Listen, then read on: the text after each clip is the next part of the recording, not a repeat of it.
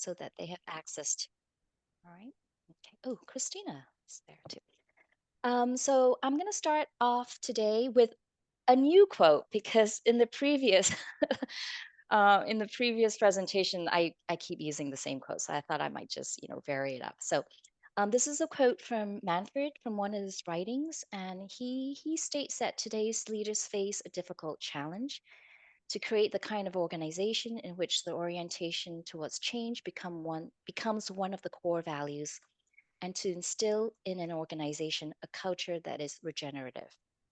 So this whole idea that culture is something that's both at the same time quite fixed, but also evolving.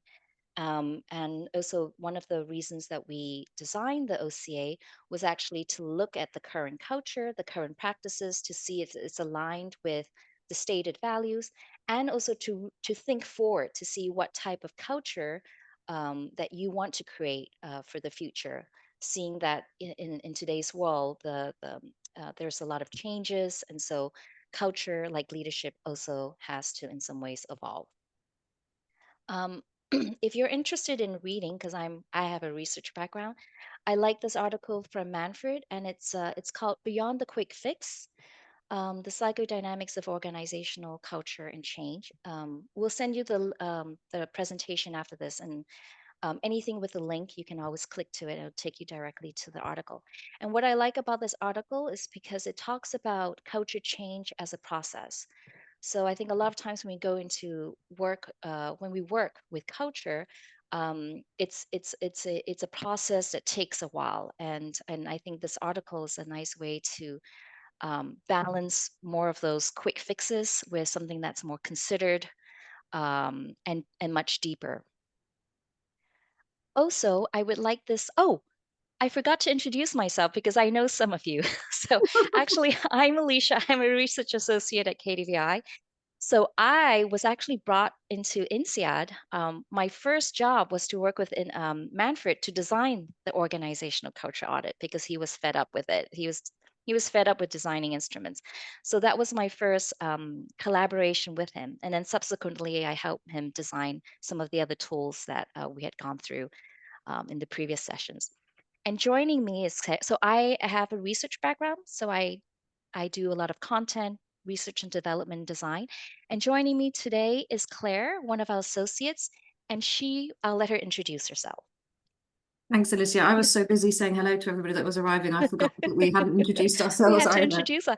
Well, because we know some of the faces, so that's why. Yes, So it's a pleasure to be with you all here today. New faces and some familiar faces as well, as I said. I work quite a lot with Alicia. I'm more on the practitioner side. So I'm a KDVI associate. And what that means is I work with individuals, with groups and with organizations, as I'm sure many of you do, helping them to create more reflective places of work. So Alicia will cover more of the technical side because that's her area of expertise. And I will hope to bring to life how we use the OCA from a more pragmatic perspective. And we're both here to answer any questions that you have along the way as well.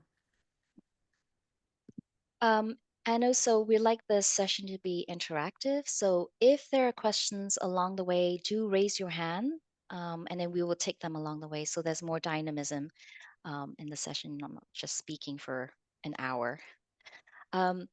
Just want to go back to the overview of our diagnostics. So we at KDVI, we have a family of instruments that really help us work with our clients at different levels. And through the course of the last 3 months, we've been going through each of these tools in a little bit more detail. If you're interested in any of these other tools, we have the session recordings. So for those of you who have not attended the previous sessions, and if you're interested, just pop a note in the chat and we could always send you the recordings. So we have tools at the leadership level that focuses on leadership effectiveness and development. So we've got the Global Executive Leadership Mirror and the Inner Theater Inventory. I won't go into that in detail, but if you are interested in any of our tools, you'll also get an overview of them on our new refurbished website. So we've got information on that. And then I think 2 weeks ago, I went through the Team Compass, and that focuses on it's a tool for team development and in order to increase their effectiveness and the way they work together as a team. And today's session, we're going to look at organizational culture. So that's the journey, that's the full journey that we're taking. And today's the closing session. Um, So our approach, I like to say that again. I like to reiterate that we're not our primary goal is not to sell tools. What we do is that we design the tools to really deepen the work that we conduct with our clients. So the tool is a mechanism to collect information so that the information that we collect can trigger deeper conversations with the clients during the debrief. So that was always Manfred's intent when he created these instruments, was to bring on into the discussion, onto the table, something that a group of people can look at, and then through that, initiate the sense making process, engage them in the sense making process. And part of this process is our approach, which is the psychodynamic lens. If you're not familiar with it, you can read more about the approach that was pioneered by Manfred uh, with this article at the bottom. But really, what we're trying to do, as with individuals and also at the team and organizational level, is to look not only at the surface, but also at deeper levels. So, um, in the use of the organizational culture audit, what we're trying to do is to look not only explicit behaviors, culture on the surface levels, but use that tool as an opportunity to go much deeper into the discussion of the culture. So, looking at, I'll show you. I have a nice little illustration. So, psychodynamic means that we're trying to look at the reasons underlining human actions in organization, because we acknowledge that people are complex, unique, and also paradoxical. And you'll see that coming out a lot. Oftentimes in the reports, you get paradoxical information and you have to make sense of it. And that actually really reflects the different types of lived experiences of individuals within organizations, and also makes it much more rich um, and real. Um, and in looking beneath the surface, we can then examine not only sort of the cognitive, but also the emotional and psychological aspect of an organizational life and the drivers, tensions, and complexities within. So what we do is, oh, I am I am going to stop this presentation for a moment because it is the wrong slide. So give me a moment. Ah, because we made some changes. Where is it? I believe it's this one. Let me just see. Oh, no, it's not this one. Give me a moment. Claire, go and entertain them. You want a song? You want to dance? Some joke? uh, where is this? Save to this PC. Well, Alicia. while Alicia's finding the correct slides, maybe I'll ask what brought you, if any of you would like to take yourselves off mute, what brought you to the session today? What is it about the OCA that interests you or intrigues you? And that way, maybe we can hear from a couple of you and be sure to answer your Yeah. questions. Tommy, I saw you took yourself off mute, so Yeah, I'll go first because I just started a series of assignments, and one of it is with a client that we're looking at leadership and culture. So I'm about to roll out some kind of change readiness Mm, questionnaire just next week. So mm, when I saw this, I couldn't attend the last one, but when I saw this, oh, I needed to attend this and remind myself. And I'm happy that Alicia already mentioned one of the publications yeah. of Manfred. Professor Keats, the phrase, Mhm. yes. So that's why I just wanted to be here just to great. mentally prepare me for that session. Thank you. Fantastic. So it sounds Yeah. like you have a potential client project in mind. So it'll be useful to keep that in your head, Tommy, as we go through Yeah. how the tool can be used. And also Alicia is going to share a case study as well. Yeah. Anybody else like to share? Lionel, yes. Yeah, I'm happy to share. So I'm interested in the tool I use, actually the GELM sometimes. And on culture, the name of my company is Culture Works. So obviously, I'm also involved in culture and leadership. Mhm. So I'm very keen on understanding. For the moment, I use the tool by Barrett. which is an interesting one and triggers also interesting conversation. So of course I'm interested to hear. And perhaps one thing, so Barrett is I think a powerful tool, but is triggers actually some questions and even doubts from more engineer background people willing to have something that is more evidence-based and which in my eyes is a kind of illusion. But when you do something based on values, which is Barrett's case, this is what this is the feedback I've already received. So that's why I'm exploring something different. Great. Thank you for sharing, Email. Okay, and I'll pass back to Yeah. Alicia, who can I'm answer, ready. speak to some of those points, I think. Let me just, oh, where is it now? I can't believe I have not, okay, here it is. Otherwise, I Okay. have it, Alicia. No, I've got it. Okay. We have so many versions floating. Oh, there's someone else in the waiting room. So let me I can just, sort that. okay. Where is it? Sorry, bear with me because my screen is very, here it is. There it is. Okay. Back on track. So what I mentioned was that we like to use metaphors. And so a nice metaphor of working from the surface to the deep is an onion. So what we see in the onion, when you see the onion on the outside, but when you cut the onion in halves, you see that there are many more layers. And that's how so we see what organizations are, in the sense of what's on the outside, which is the context and the espoused values. Espoused values would be what you see on the website. Um, things for different companies have different values that represent who they are. But then in reality, when you actually are in the organization, the lived reality might be very different. And so you have explicit behaviors, um, as well as on the surface, what you can see.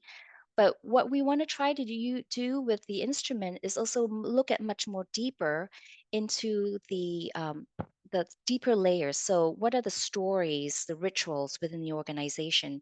And we can really capture that. And I'll show you in the example that I'm going to present through the comments, because I think the comments represent one of the more powerful aspects of our tools. So we balance both quantitative, so scaled questions with qualitative.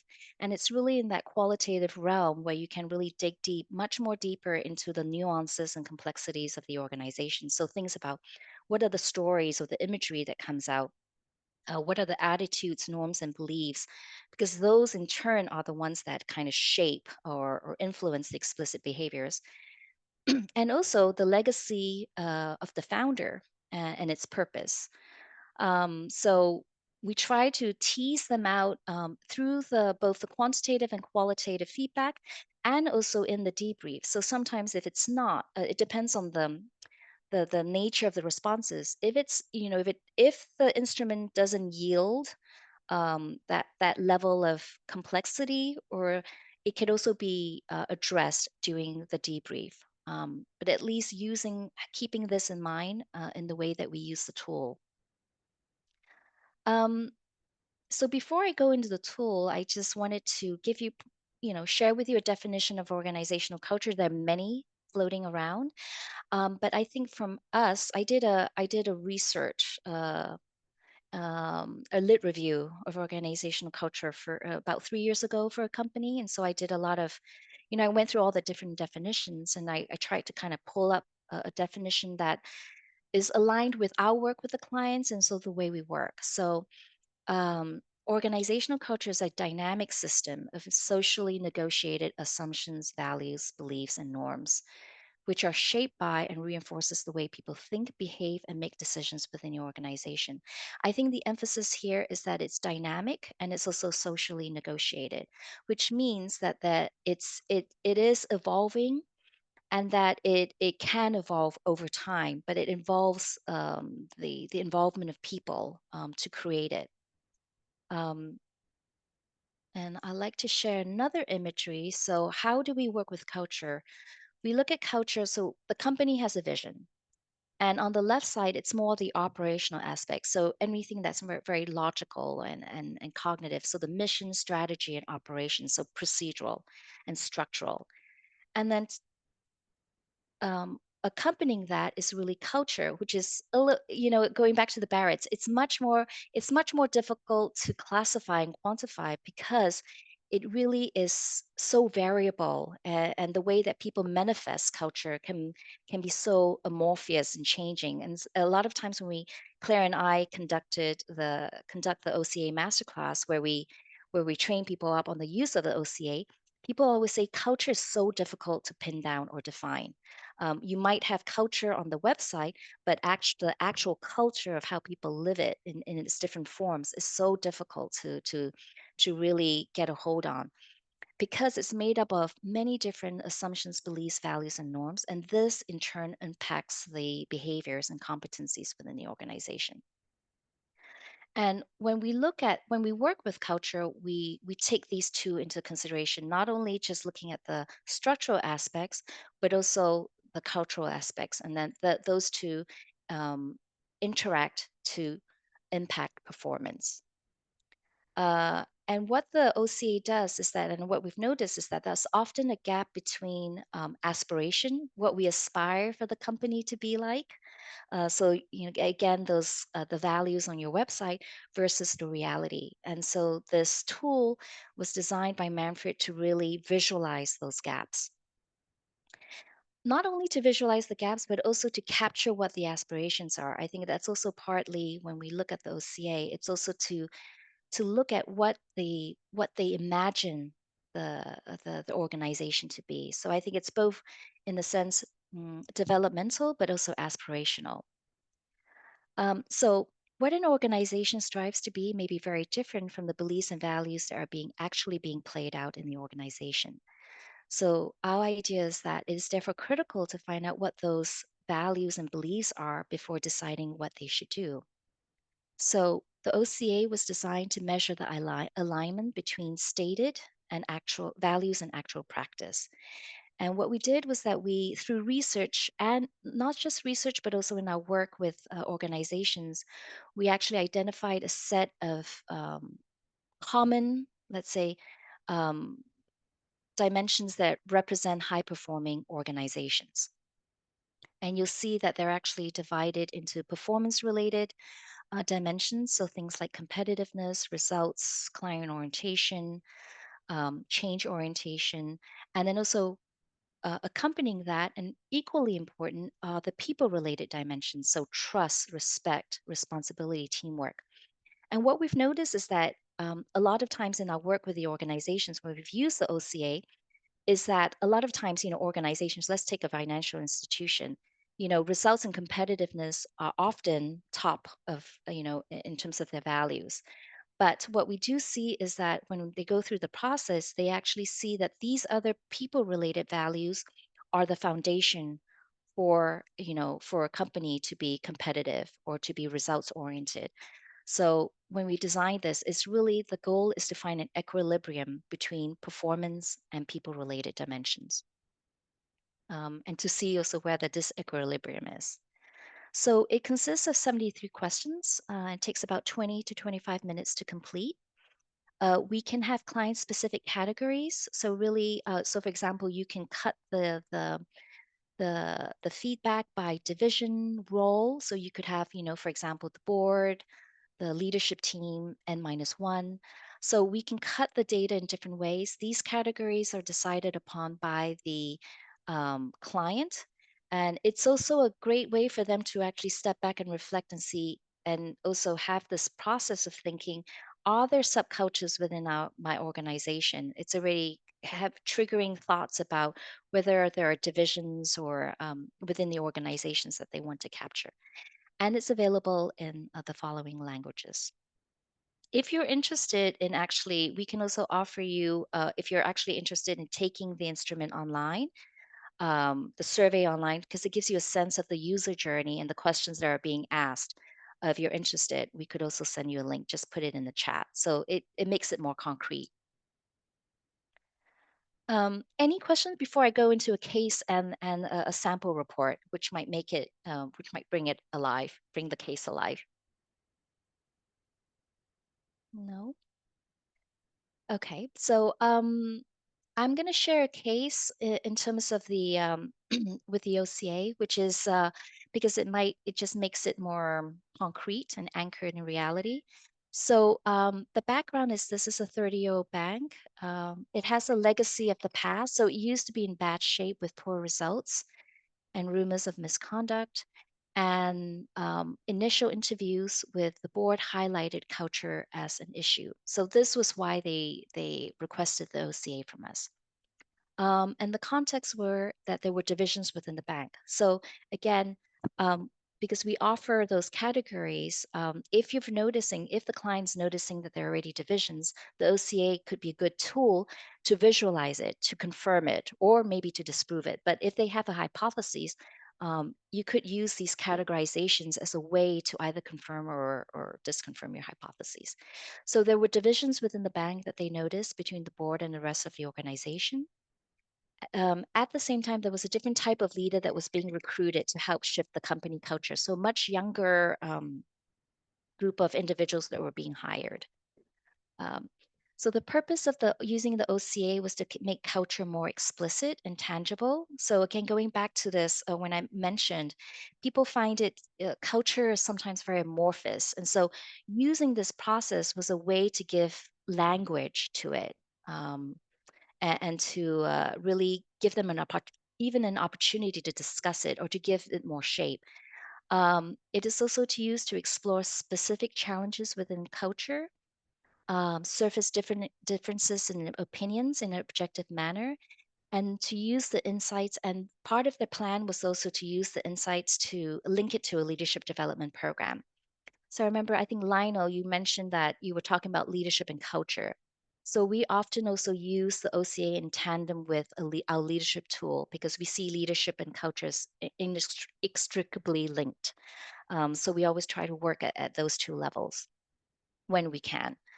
Um, so I'm not going to go through the entire report, but I want to share with you some of the main charts.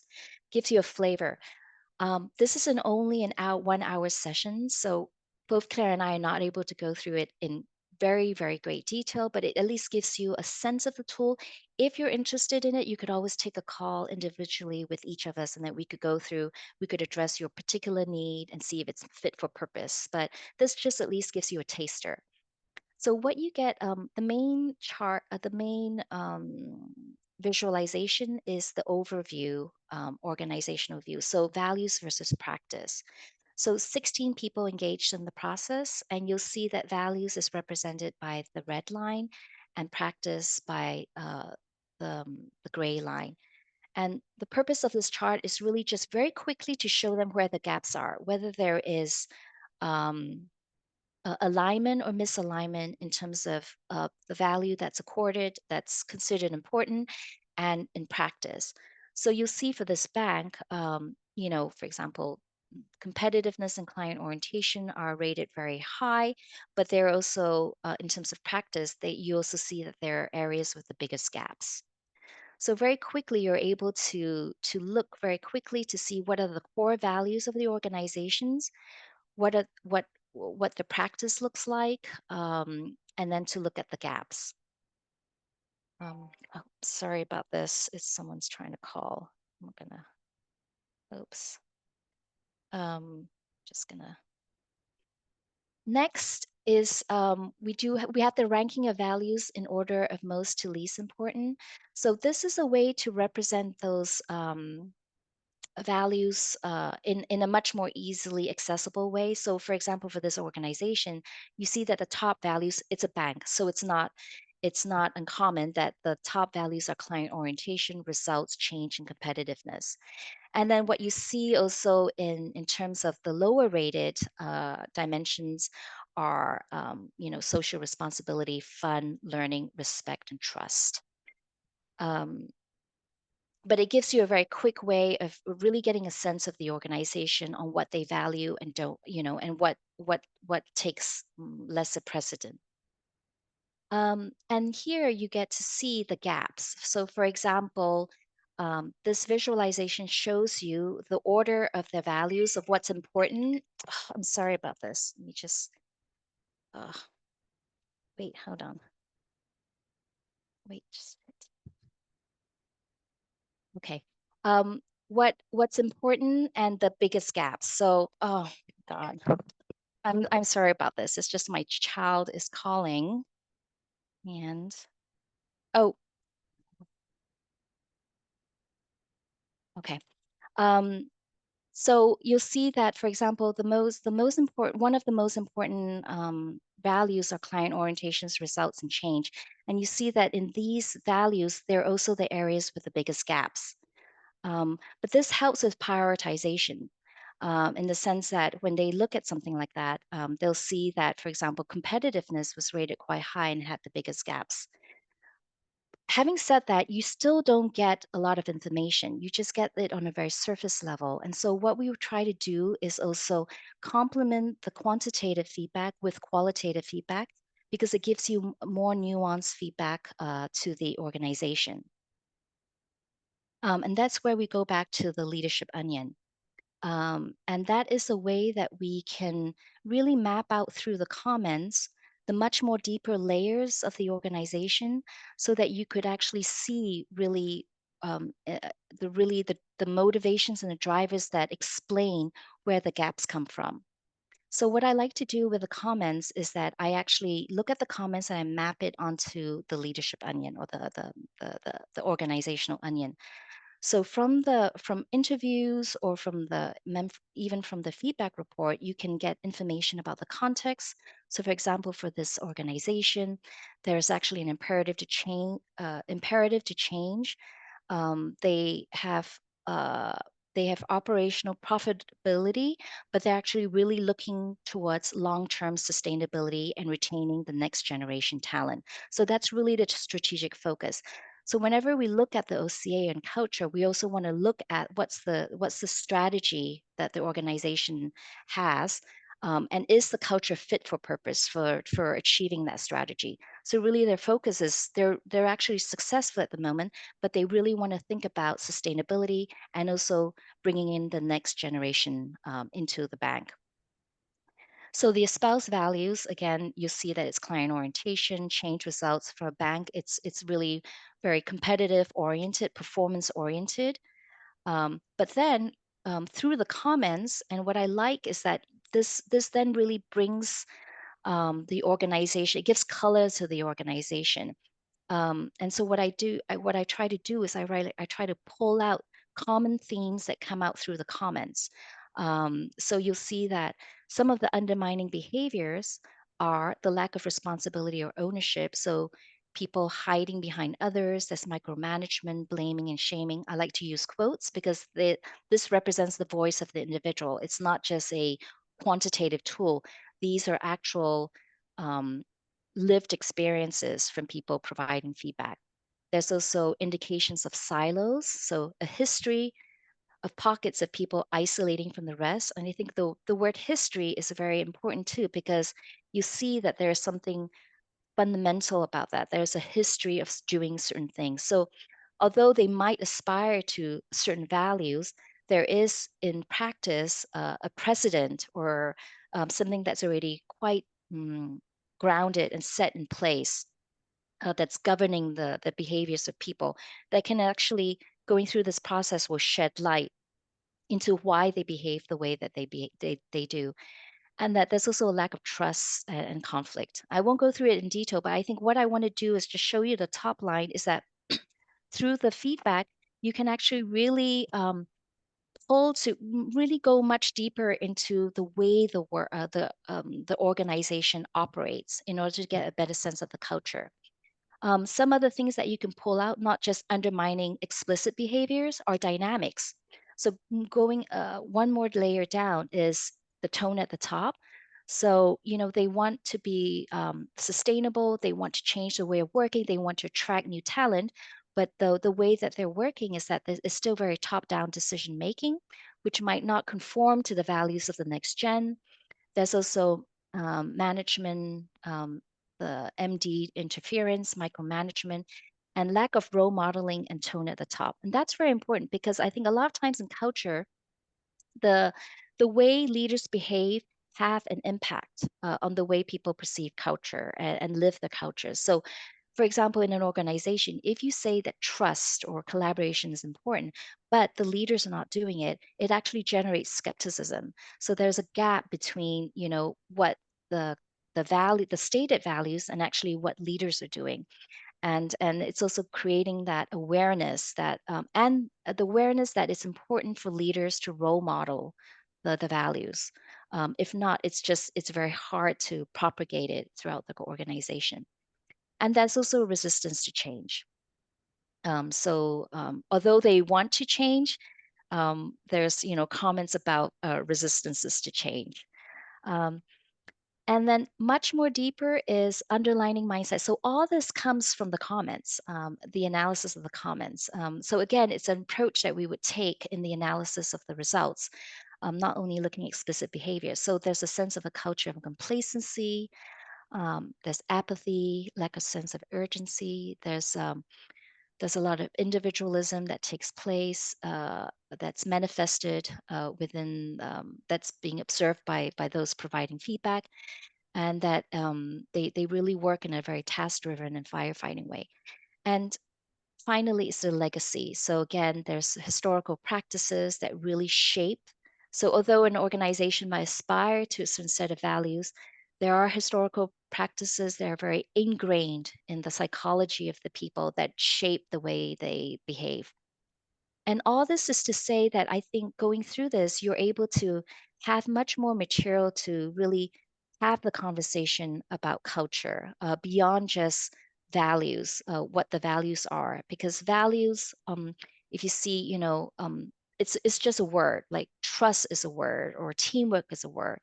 And really going deeper into the organization and looking at, what does teamwork look like? How do they really having more nuanced approach to looking at the way culture and behaviors are manifested within the organization.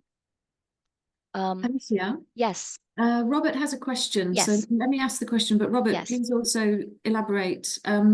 So Robert's asking, how are the values rated? Not the practice ones, but the values. How are they rated by the company? So they're rated. So in the survey, they're asked to rate from 1 to 7, from most to least important. So 7 being the most important, 1 being the least important. For the practice, it's also rated 1 to 7, and it's 1 is does not describe something like, I think, does not describe the company, or 7 it does describe the company, and then we map it on. Does that answer your question, Robert? Yes, thank you, Claire. Indeed, but I was wondering as well, who does actually the rating for the values, values actually, not the practices, but the values. Are these the managers, or is that the executive team, or who's doing that? Leadership team, or who are the So ones it's who do that? so whoever is engaged. So for example, in this case, it was board members and I think the people under them. So maybe the leadership team.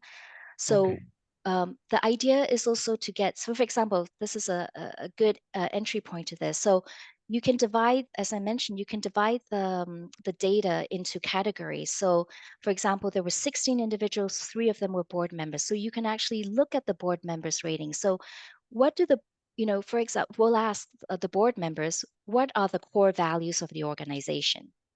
And so they do the ratings. And then how do you see them lived out in the organization? So this is the board perception, which is marked, which is indicated by the darker lines. So you'll see that, they've got a set of ratings, but we also map on the group ratings. So you'll see how far or close, far or near that they deviate, whether they deviate or align with the group.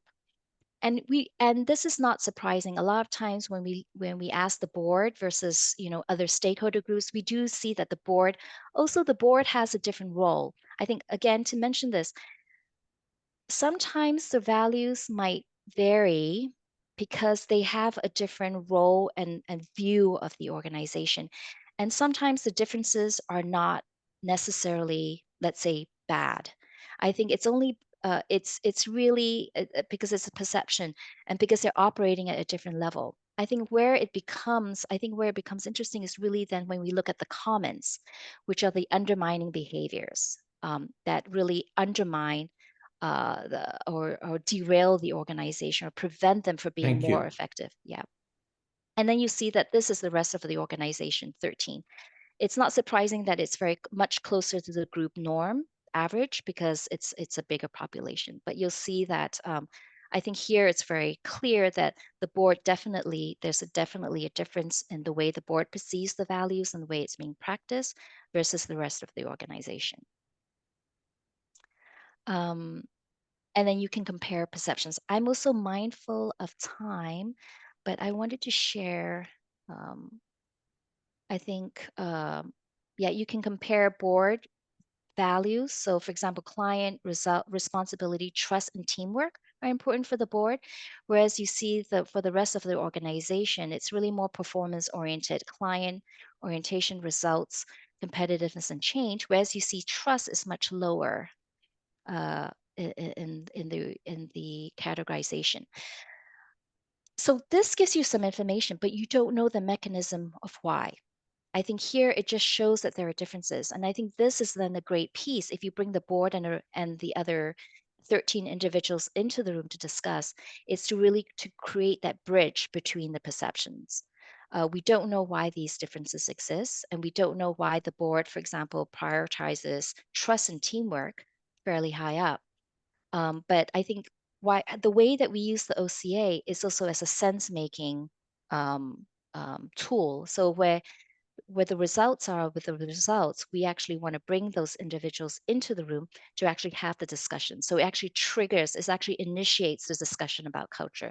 So it's not a complete view of the culture, but at least it can actually be the start of a conversation, much deeper conversation about what's going on in their culture and why such differences exist, whether those differences are important.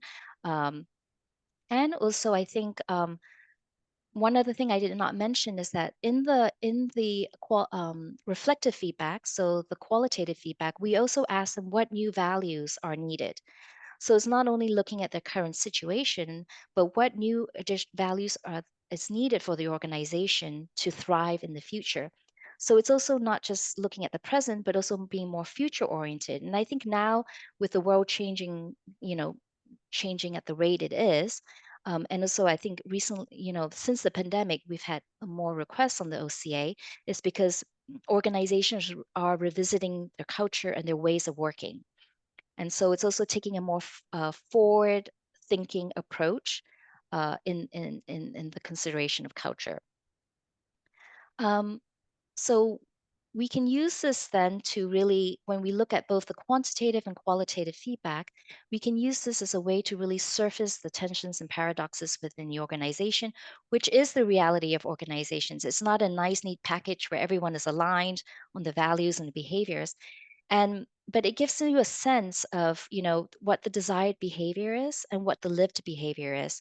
And so, for example, I know I'm rushing through this because it does require much more deeper analysis, which is why Claire and I Claire also does the training, because we actually go into the cases in much more detail to see how you would really work with the information. But I'm just giving you a top line, but you're able then to map out these tensions. And I think a lot of clients appreciate that because it is complex, it is paradoxical, and seeing that also removes some of the defenses and makes it much more real as well. Because organizations are made of humans, and the complexity that's reflected in an organization reflects the complexity within each individual. So you'll see, for example, they want to be client oriented but at the same time, there's a lack of urgency or complacency, or they want to be change oriented, but they're managing change and performance at the same time. There was also mention of change fatigue, and I think oftentimes organizations when they're engaged in too much of a change process with for change's sake and too many things at the same time, there is a change fatigue and skepticism that comes out of it. So there was a sense of that as well. And so also that comes into prioritizing your change initiatives, because there's only so much a person, a collective can handle. They want to be results or driven, but they allow for failure, delays, and mediocrity. So again, really illustrating, right, really surfacing sort of the character of the organization, so that they have a much more a nuanced view of it. Because if you recall, if you look at the line charts, they don't tell you much. They do tell you, for example, what their core values they value, but you don't get the detail. You don't get the mechanism. And going through some of the comments, you're getting a start of that narrative. So again, I think going back to my image of the story, the different layers. So part of culture is also storytelling, right? What are the stories and rituals within the culture? And I think that's also a really lovely aspect to bring into the conversations when we talk about culture in the debrief. So what's the story that the organization wants to tell, and what's the story it's currently living? And that really engages them in the process, as opposed to just looking at data, which can be quite sterile. So you'll see actually that these tensions then create this and these are quotes. So these came from the comments that, because of these tensions, what's happening is that you've got these latent behaviors. So latent behaviors means behaviors that are not explicit, that undermine the effectiveness of your organizations. They're also rigid. There's loss of momentum and paralysis. And so here you get an image of the organization they want to be, let's say, more forward thinking for the next gen. They want to be sustainable, but the reality is that in some ways they're kind of ossified. And it's also a 30-year-old bank, keeping in mind that there's it's a 30-year-old bank. So having that in mind, I think, gives them a sense more of the complexity of the organization, but also that they are able to have those conversations in the debrief. Lionel. Yeah, thank you. How do you prioritize? So I see that it becomes very complex when you see all this. But how do you help actually people in the organization, leaders, to prioritize between these paradoxes? Because you can't possibly tackle them all. Exactly. But I think that's where the debrief comes in. And that's where I said, and that's how also when we designed a debrief, and maybe Claire could share, I'm not sure if we're sharing that debrief, but it's a whole session on itself. But Claire could share. Yeah. Should we jump into that, Alicia? Maybe if we move so now we'll go to the practical aspect with Claire. Oh, should we do this one first? Yes, if you pop everything up, Alicia, and I'll so maybe I'll speak to the right-hand side of this chart first, to try and cover some of the questions that have come up both from you, Robert, and from you, Lionel. So generally, the right-hand side walks through a suggested process of how we would practically work with an organization when we're using the OCA. And so generally, we always start with some interviews. And so that does two things for us. One is it just gives us a sense of what is going on within the organization without having all of the data that the OCA can bring and all of the color and richness that can bring. But it starts to also give us an idea, to your point, Robert, about, well, who should take part in the OCA? So when we're doing the data collection, we want to be thinking about how do we get a sample of the organization that's going to give us this view under the hood of what's going on. So these initial interviews help us to start to get a sense of what's going on, and may also start to speak to, Lionel, some of the pain points that are happening that can help us also identify then where do we prioritize. Then we would go through the OCA process. And if we were working with you on an OCA, we kind of hold your hand through this process to help you decide and decipher who should be answering, how many people should be answering. What we then suggest is that when we work with a client, and if you're working independently with a client, it's up to you how you do this debrief process and debrief part. But this really is the crux of what this is all about. So the report gives you this kickstart, this point of information to start the reflective process. It's this sense-making piece that is the really important part. And so to your question, Lionel, where are the priorities would come from that. So it will come from the organisation itself in terms of where should we start, what is most important for us to move forwards with here. And the way we would ordinarily do that is that we start with initial briefing with the major stakeholders. So if we take the example that we looked at before, where we had the board of 3 and then the wider team of 13, in that instance, we might start by doing something with the board members, do something with a small group, socialize the results of it, start to get them thinking and sense-making things. And then we would workshop something with a broader group to, again, build out what they want to do with this. How do we turn this into something concrete for them to be able to take forwards? And within that, we often bring in aspects of group coaching as a process and a methodology for them to help make sense of things. And off the back of it, often there may be some individual coaching that comes from it too. And then we may bring in specific interventions. So let's say that in this instance, clearly there was a desire for change, but there were lots of things that were holding them back around the change process. Maybe that then becomes one of the priorities for this organisation. And then we may work with them around some specific interventions. So if they are trying to change, what specific interventions would we then bring into place to help support them through that journey of wanting to change? And again, we might start with something at the top of the organisation and then trickle that down into broader team interventions. So hopefully that gives you a sense of how we bring things to life in terms of actually using the OCA. If I speak just for a minute about the left-hand side, so the grey boxes, the OCA itself is a great source of information, as you've seen. It can really lift up the hood of an organisation and give us these insights. To accompany that, there are lots of other ways that we can help to make sense of it.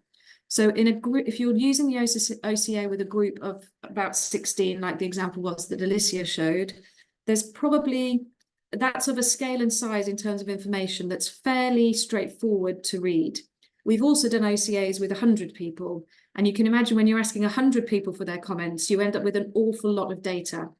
And so we can also work alongside you to help bring in an objective view for you as a consultant to do what we call a thematic analysis. So that is using somebody's skills like Alicia, who is a trained researcher, to drill down into what's coming out of the report and build it into the key themes, the key tensions, the key paradoxes, which can then create something like a simple SWOT analysis that you can take forwards. We talked about, obviously, organisations have their own values, and often those are stated and they have a language or a narrative that goes around them. We're often asked to map the values within the OCA to a company's specific values, and that's something that we can do. So again, we're helping them to prioritise, we're helping them to bring to life what it really means for them in their own organisation. Lionel, you talked about using the GLM at an individual basis. We've also worked where we've combined the results from GLMs, if we're working with a team, and what's going on in the individual leadership practice and the collective leadership practice, and how does that then overlay with what we're seeing from an OCA, and how are the two interconnected and intertwined, and what do we need to do from a leadership practice perspective to help support the culture that they want to build and want to change. Sometimes we start with a smaller group to just kickstart the OCA, so you could start with sort of a 10 or 15 person sample size. And then it may be that we broaden it out afterwards to get a bigger view of the organisation. So we can start with a small group and then broaden it out. And the OCA is also something that you can take periodically. So perhaps you take it at one point, knowing that change doesn't happen overnight. 2 years later, you take the OCA again to see what's shifted and what's changed within the organisation. Can we jump to the next piece, Alicia? So yeah, let me give just a couple of thoughts around how can the OCA used, and hopefully we're triggering your thinking, and you came also with some thoughts of your own. I know you did, Tommy, of clients that this might be useful with. So how can the OCA be used? It can be used in a multitude of ways, but let me give you a couple of examples. So one is more as a general audit. So change is critical. Everybody is talking about change, but if an organisation really wants to change and wants to be specific and focused about that, the OCA can give a starting point as to what is needed in order for them to be more effective and to reach the goals that they want to. It can be really useful when there's been a specific cultural shift. So we've worked with organisations where a new CEO is coming into the organisation, and we've run an OCA with them as they are kind of onboarding into the organization. And they then use it as a document to help guide them through and steer the direction that they want to take the organization in. We've also worked with organizations when they're coming out of a phase of crisis. So when they've had a public relations disaster, for example, and there's a real cultural shift that needs to happen. And this again allows them to have some insights and a starting point to be able to make that happen. It can be really, really useful when there's a merger and acquisition happening. We know that the success rate of M&A is often very, very low. And so having an understanding of the cultural aspects of the organizations that are combining can help both before and during the acquisition and the integration of the organizations to really help make sure that all of those aspects are being looked at. Great in family business situations, and also, as Alicia spoke to, we can explore subcultures. So we have the capability of breaking the responses down into subcategories. So if you wanted to look at geography, if you wanted to look at tenure, if you wanted to look at any demographic of the organization, we're able to do that. I'm going to jump through the slides fairly quickly. So it's why do people choose the OCA? As you said, Lionel, there's lots of other tools out there. I think when I work with clients, the reason that they choose it is that it's unique in the sense that it doesn't label or categorize. So there are other organizational audits out there where it will kind of say, okay, here's the archetype, here's where you should fit. The OCA doesn't do that because every organization is different. So what it's really looking at is what is this organization saying it wants to do, and what are they actually doing? And where are the gaps and tensions, and how can we then work with this organization to improve their effectiveness and improve their culture? It's easy to use, it's easy to interpret, and because of that, it makes it easy to implement some changes afterwards. It's trusted. I'm going to show you a slide in a second that's got some of the names of the clients that use it. It's validated, it's well tested, and it's well used. And we hope, or we hear from clients, that we give an exceptional customer service. So we handle all of the behind the scenes aspects for you and hold your hand throughout the whole process as well. And the next slide, I think, just shows who uses it. So we use it within our own work. There are global organizations who then contract with us to do that, and plenty of independent coaches and consultants who use it in their work as well. And these are just some examples of companies that have used the OCA, either with us or with independent consultants. Let me tell you very quickly, if you're interested, how you would go about purchasing the OCA. So the starting price is £1,750 for a maximum of 10 people. From there on in, the price is per person. So we would have a conversation with you up front to help you understand how many people you want to run the OCA with. And then we'll be able to give you a specific price based on not only how many people it is, but how many subcategories you would want to include as well. And we can help steer you and give our experience of pitfalls around the number of subcategories that you might want to use as well. You place an order through our colleague Liddy, and then everything is handled behind the scenes for you. So any reminders sent to the participants, progress reports sent to you, everything is done behind the scenes. And we then send you a PDF link for you to be able to access the reports. Yes, Lionel, please. Yeah, so the starting price, I understand what it is, but could you give an idea if you go for a company where you would actually send a questionnaire to 1,000 people, and so what would be on? I mean, roughly speaking, what's what would it cost for that? And with I don't know, 5 categories. So we would recommend not using it for that volume of people, Lionel. So the most people that we are generally using the OCA with would be around the 150 mark. Yeah, For the reason that the data, sorry, Alicia, go ahead. I mean, we've used this, we've done with as many as 300, but you have to keep in mind that we have comments. So I think a lot of other cultural audits out there, it's quantitative. So there's no limit on the number of people you can engage in the process. But because this includes comments, and also because we're trying to use this as a sense-making process where we actually attempt to bring, the key stakeholders in the room to look at the results. it does get to be, we've done it with 300, and also as the numbers go up, obviously the price goes up, but it also includes the thematic analysis. So you don't have to go through. So the thematic analysis is included in the pricing. So I think after 60 or 50 or 60, it's included in the pricing, so that because it's just the amount of information that you would have to go through to look for recurring themes is quite a lot. So and sorry so thank you. It's really useful to hear that you would and I understand why, because of the text and the qualitative dimension. But roughly speaking, if you talk about 150 people in 5 categories, what would be the price? Roughly speaking, and just to have an idea. Yeah, I would have to calculate that. Yeah, we would have to. Can I send it to you, Leonel? Because I would just need to calculate it, and I'll send it across to you. In the final 2 minutes that we have, just to say, Alicia alluded to it, that we also provide training. So if there is something, if this is something that you are interested in, again, we can send more information around the 2 types of training that we offer. So the foundational training is really just about the nuts and bolts of how the OCA works, going into more detailed examples of cases and allowing you to understand it. And the advanced certification is where we hold your hand alongside as you actually implement the OCA with an organization.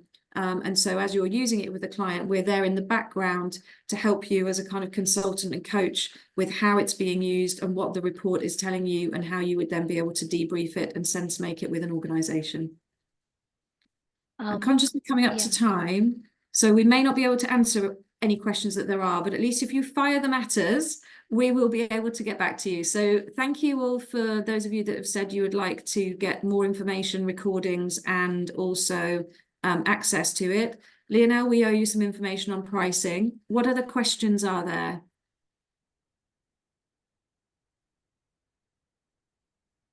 And feel free to contact Claire or I for more, because there's so much information, and I think if you want to take a one-to-one call, I think that might become more meaningful, because then we can look at the context and also whether the OCA is fit for purpose, because it might not be. So we always work in that way. We don't we want to find, to see whether this is the right tool, and not apply it broadly to every single situation. So we'll love to take a call, and I think that would be a little bit more manageable, as opposed to just over an hour. But Claire and I can stay on for another 5 minutes for those who have any additional questions, and then we can let the rest of you go. Thank you very much. It was really interesting. Lovely to see you all. Thank you so much. I'm going to pop my email address in the chat so that you can reach me. And yes, please do reach out. As Alicia says, there's so much we could share, and often it's also very specific to the context and the organization that you might be working with. So if you have something specific in mind, we can really help in a one-to-one call to kind of bring it to life. And as Alicia says, understand how many people would make sense, how many categories would make sense, indeed, would the tool even make sense, and what support might we be able to offer you along the way. Wonderful to see you all. Enjoy the rest of the day or evening, depending on where you're calling in from, and we'll be in touch with all the aspects that we said we would share. Thank you. Thank you. Take good care, everybody. Thank you. Bye-bye. Thank you. Bye. Bye-bye, Vepi.